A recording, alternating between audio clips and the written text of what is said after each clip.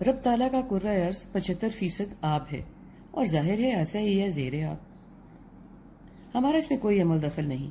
وہاں نوادرات اور کھانے کا سامان بھی ہے۔ خشکی پر بیٹھے سمجھ تو نہیں آتی کہ کیا حسین کائنات آباد ہے میری آنکھ سے پرے۔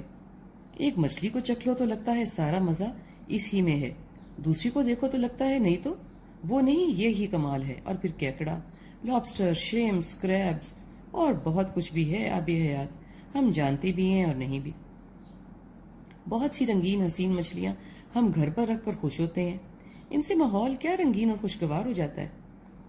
بچے جو مچھلی کا خاکہ بنا کر رنگ بھر دیتے ہیں، کاغذ ہی حسین لگنے لگتا ہے۔ گہنے بنانے چلو تو معلوم پڑتا ہے موتی آتے ہی سمندر سے ہیں، کیا رنگ رنگ کے موتی ہیں، چمکدار، سفید، اور کوئی مقابلہ ہی نہیں۔ کتنی ترقی ہو گئی ہے، یہاں تک کہ نقلی موتی بنا بھی لیا ہے انسان نے، مگر رب سے کوئی مقابلہ نہیں۔ فارمولا وہی اپنایا ہے مگر بنا کچھ اور ہی طرح کا، فٹ بال کی طرح گول مٹول، چمک بھی الگ، گلابی بھی ہے، گرے بھی، اللہ کا موتی بھی، انسان کا موتی بھی۔ کلوننگ کا یہ بھی ایک تجربہ ہے جو مقبول بھی ہے اور مہنگا بھی۔ اس کو کلچرڈ موتی کہتے ہیں، اس کو نیچرل۔ قدرت بنانے والے کی قدرت بھی حسین اور متوازن ہے، اس کے جھکڑ چلنے میں بھی توازن ہے اور مست ہوا چلنے میں بھی۔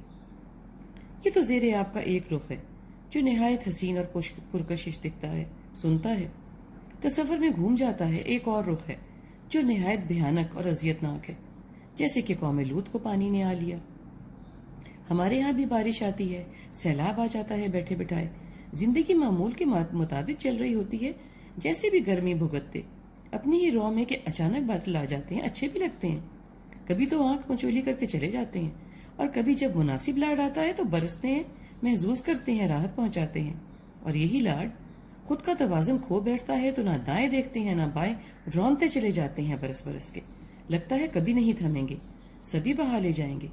مگر جب میں اور مجھ سے سب، بلکہ سب کے سب زیر آب آ جاتے ہیں تو یہ راحت دینے آئے مہمان بربادی دے کے خوشباش تھم جاتے ہیں۔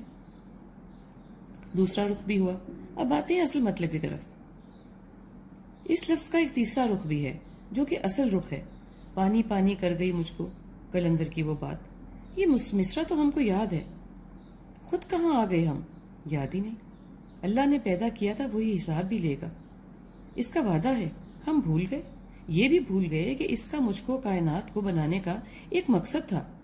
بس رنگ رنگ کی زندگی گزارنے لگے بلا جھجک، اور نئے نئے فتوے لگے کرنے اور پھیلانے اور لوگوں کو اس پر ہی مطمئن بنانے، نہ ہی ان کی آخرت کی فکر نہ ہی خود کی۔ کوئی لاکھ سمجھائے میرے کان پر تو جو نہیں ریکتی نا۔ میں نے حیا کی تجوری کو خالی کر کے تالا لگا دیا ہے، دین کی بات کوئی دماغ میں داخل ہی نہیں ہوتی، جو داخل ہوتی ہے میں خود کی لغت کے مطابق اس کو سنوار لیتا ہوں۔ میری مثال کچھ یوں ہو گئی ہے، تم زمین میں فساد نہ پھیلاؤ، وہ کہتے ہیں ہم ہی تو اصلاح کرنے والے ہیں، القرآن۔ میرا وجود زیر آب آتا ہی نہیں، آب مجھے دیکھ کر بھاپ بن کے اڑ جاتا ہے۔